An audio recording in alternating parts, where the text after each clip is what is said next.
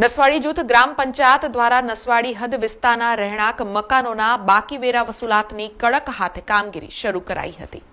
નસવાડી જૂથ ગ્રામ પંચાયતની અંદાજિત 1 કરોડથી વધુની બાકી વેરા વસૂલાતને લઈ નસવાડી જૂથ ગ્રામ પંચાયત તલાટી સાથે તાલુકા પંચાયતના ટીડીઓ સાથે ગ્રામ પંચાયતના પ્લમ્બર હાથમાં નળ કનેક્શન કાપવાના સાધનો લઈને નીકળ્યા હતા, જ્યાં બાકી વેરા વસૂલાત જે કોઈ ભરે નહીં તેના નળ કનેક્શન કાપવાની કામગીરી શરૂ કરાઈ હતી।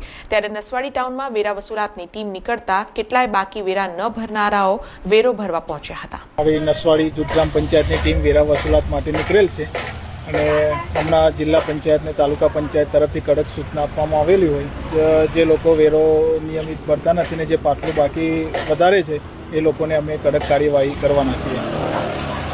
આ અગાઉ અમે નળ કનેક્શન કાપવા માટેની નોટિસો આપેલી છે અને એમનો સમયગાળો પૂરો થાય તો અમે નળ કનેક્શન કાપવાની કાર્યવાહી કરીશું અને સવારથી સાંજ સુધી આ રીતે અમે ડોર ટુ ડોર વસૂલાત કરીએ છીએ।